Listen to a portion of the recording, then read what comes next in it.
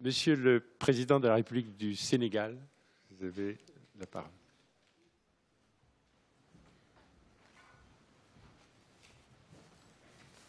Merci beaucoup, Lionel.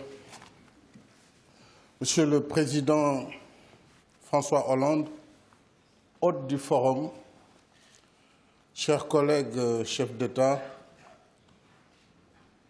Monsieur le Président Ouattara et Ali Bongo, Madame Ngozi, Mesdames et Messieurs les ministres, Mesdames et Messieurs les membres du secteur privé franco-africain, Mesdames et Messieurs les membres de la société civile franco-africaine, distingués participants. En tenant ce forum franco-africain pour une croissance partagée, nous donnons corps à l'engagement convenu au sommet de l'Élysée pour la paix et la sécurité en Afrique, de moderniser et dynamiser les échanges économiques entre la France et l'Afrique. Monsieur le Président, je voudrais vous remercier, ainsi que votre gouvernement, d'avoir bien voulu nous accueillir à cette fin. C'est une excellente initiative. Alors que les indicateurs sur les échanges franco-africains semblaient plutôt défavorables, le rapport du Sénat français a fait le constat. Rapport intitulé « L'Afrique est notre avenir ». Ce rapport indique bien que la part de marché des entreprises françaises en Afrique subsaharienne est passée de plus de 16% en 2000 à moins de 10% en 2010, et que les investissements directs étrangers français vers l'Afrique ont stagné ces dernières années, autour de 1 à 6%, quand ceux des autres puissances économiques ont été multipliés par 7. Le même constat est fait dans le rapport publié par le groupe des personnalités franco-africaines que je félicite à l'occasion du sommet de l'Élysée. Comment, dans ces conditions, initier un partenariat pour une dynamique nouvelle, une dynamique économique entre l'Afrique et la France? À mon sens, entre la France et l'Afrique, il y a des relations fortes. Il y a des atouts considérables pour revigorer nos échanges avec un partenariat rénové, mieux soutenu et mutuellement bénéfique. J'ai remarqué d'ailleurs que l'une des facilités, c'est l'usage de la langue, même si Ngozi maintenant se met au français, ce qui est une bonne chose. Mais la moitié quasiment des pays africains sont francophones. C'est un atout considérable pour le business, pour les affaires. Je suis encore président de la conférence des chefs d'État de la francophonie. Et je voudrais dire à Lionel, je pense que le cluster, on pourrait quand même l'appeler les grappes.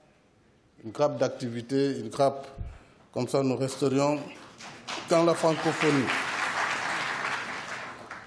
D'une part, nos pays, j'allais dire, Monsieur le Président, votre pays est un de nos partenaires traditionnels grâce à sa proximité géographique et linguistique avec l'Afrique et une coopération parmi les plus anciennes. S'y ajoute le savoir-faire et la présence du secteur privé français en Afrique. Des données récentes estiment à 62 000 le nombre des entreprises, micro-entreprises françaises actives sur le continent africain. D'autre part, malgré les défis et les obstacles, l'Afrique est dans une dynamique de croissance durable. On l'a dit, plus de 5% par an en moyenne depuis plus d'une décennie. Les performances du continent en matière de commerce, d'épargne et d'investissement s'améliorent, même si beaucoup d'efforts restent à faire. Les technologies de l'information et de la communication y connaissent un essor inédit. Plus de 80% d'Africains sont maintenant connectés à un réseau de téléphonie moderne. Et le nombre d'internautes est en croissance régulière. Comme le montre le dernier rapport Doing Business, les pays africains progressent régulièrement dans l'amélioration de l'environnement des affaires. Il faut saluer cet effort au niveau de chacun de nos pays sur l'amélioration de l'environnement des affaires et notre défi commun dans une économie mondiale ouverte à la libre concurrence est de changer de paradigme pour transformer nos atouts complémentaires en opportunités d'échange et d'investissement pour une croissance partagée. Alors que la dynamique de croissance engendre d'importants besoins de financement d'infrastructures, il faut rappeler que l'Afrique, c'est un pays de 30 millions de kilomètres carrés où il faut tout construire. Les routes, les chemins de fer, les ponts, l'énergie. 30 millions de kilomètres carrés pour près d'1 milliard d'habitants, c'est dire que les opportunités sont sur place. Je ne parle même pas de l'avenir, de la projection sur 2060. Mais aujourd'hui, si vous voyez la densité au kilomètre carré pour les routes bitumées, nous sommes à moins de 100 km par kilomètre carré, 100 km de route linéaire. Donc tout est à construire, tout est à faire. Les opportunités sont là.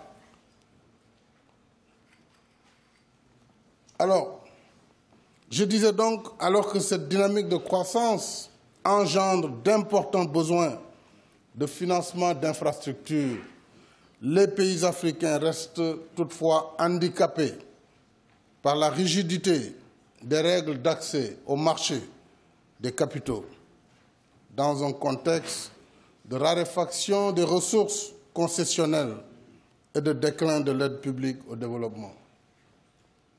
L'Afrique souffre également, Monsieur le Président, de primes de risques trop élevés pour la mobilisation de capitaux privés. Alors que moi, je ne connais pas un seul pays africain qui ne rembourse pas sa dette. Il n'y a pas de risque absolu en Afrique. Il faut donc combattre cette situation pour permettre un accès beaucoup plus facile au marché des capitaux.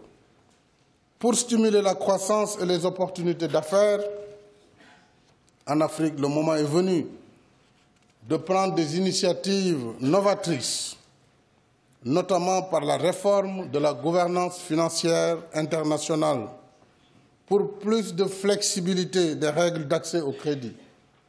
Nous ne pouvons pas, Monsieur le Président, répondre à ces besoins si nous restons avec les mêmes schémas classiques de financement. Puisque les besoins sont nouveaux, le contexte a changé, il nous faut donc ensemble réfléchir sur de nouvelles modalités pour répondre aux exigences du moment. La valorisation de jeunes talents a été indiquée par la formation technique et professionnelle reste une priorité et la réduction de la perception du risque en Afrique une nécessité pour permettre d'atteindre nos objectifs. Enfin, et pas des moindres, l'allègement des procédures de passation des marchés publics dans le respect des règles de bonne gouvernance. Il y a une véritable dialectique à trouver. Nous ne pouvons pas tout simplement, au nom de la bonne gouvernance, nous enchaîner les mains dans des procédures qui, de toutes les façons, sont aux antipodes des exigences de résultats de notre gouvernance. Donc, il faut à la fois de la bonne gouvernance, mais il faut aussi des procédures adaptées qui répondent à nos calendriers, puisque nous sommes des élus et nous devons rendre compte à la fin de nos mandats. Donc, il y a là, me semble-t-il, un équilibre à trouver entre la nécessité de la gouvernance et l'adaptation des règles de passation des marchés. Enfin, l'investissement dans les secteurs qui soutiennent la croissance et la création d'emplois. Pour nous, au Sénégal, ces secteurs sont clairement définis dans le plan Sénégal émergent, PSE. Ils portent sur l'agriculture et l'agro-industrie, les infrastructures, l'énergie, les mines, le tourisme, l'habitat, particulièrement l'habitat social, et les technologies de l'information et de la communication. Le PSE que nous avons présenté ici à Paris en février dernier devant la communauté des partenaires publics et privés est déjà en cours d'exécution, y compris en partenariat public-privé, à l'image de l'autoroute à péage que nous avons réalisée avec une entreprise française et qui est aujourd'hui une réussite en matière de PPP. À l'échelle du continent, le nouveau partenariat pour le développement de l'Afrique, le NEPAD, a également identifié 16 projets d'infrastructures régionaux bancables, dont certains sont en cours de réalisation présentement. C'est le cas de la route transsaharienne Algérie-Lagos, qui est presque dans sa phase terminale, et la connexion par fibre optique des pays de l'Afrique de l'Est qui ont fini de s'interconnecter. Et nous avons aujourd'hui, autour du Rwanda, de l'Ouganda et des pays alentours, un réseau qui est devenu local et qui permet véritablement de booster les communications dans ces différents pays de l'Afrique de l'Est. D'autres projets sont en phase d'études avancées, comme les 2 projets ferroviaires et routiers, Dakar-Bamako, N'Djamena, Djibouti, mais aussi je peux parler du corridor Abidjan-Lagos, où le président Ouattara est très engagé. Et dans tous ces projets nationaux ou continentaux, les entreprises françaises, fortes de leur expertise et de leur connaissance avérée de l'Afrique, ont largement leur place dans un marché africain en pleine mutation. Je dois dire d'ailleurs que le Sénégal est en train de lancer un projet ferroviaire, mais urbain ou semi-urbain, de 50 km pour relier le nouvel aéroport à Dakar. Voilà un exemple pratique où j'aimerais avoir, avec les entreprises françaises, l'administration, l'AFD, un modèle de résolution d'une équation dans les délais, 2 années de mise en œuvre et mobilisation du financement, mise en cohérence des entreprises avec notre gouvernement, etc. etc. Donc c'est dire que cet exercice, il faut le répéter sur les 54 pays de l'Afrique. Vous voyez donc l'échelle autour de laquelle nous devons travailler, mais pour avancer ensemble dans un partenariat rénové, efficace et mutuellement bénéfique entre la France et l'Afrique, c'est maintenant qu'il faut agir. C'est maintenant qu'il faut agir avec des mécanismes d'accompagnement adaptés aux nouvelles réalités en Afrique. Au sommet de l'Élysée, Monsieur le Président Hollande, vous nous aviez annoncé 2 mesures importantes à cet effet. C'est ce qui fonde notre optimisme. La mise en place d'un fonds d'appui de 20 milliards d'euros sous forme de prêts allégés et de dons en faveur du développement de l'Afrique et l'affectation à l'Agence française de développement d'une enveloppe d'1 milliard d'euros pour soutenir l'innovation, les TIC et les infrastructures sur le continent. Je pense aussi que les entreprises françaises ont besoin d'être accompagnées avec des modes de financement qui leur permettent justement de pouvoir, en tout cas, mettre en application leur savoir-faire reconnu sur la scène internationale. Ces mesures vont dans le bon sens pour promouvoir les échanges franco-africains par le commerce et l'investissement, favoriser une croissance partagée et finalement créer une nouvelle dynamique économique entre la France et l'Afrique. Je vous remercie de votre aimable attention.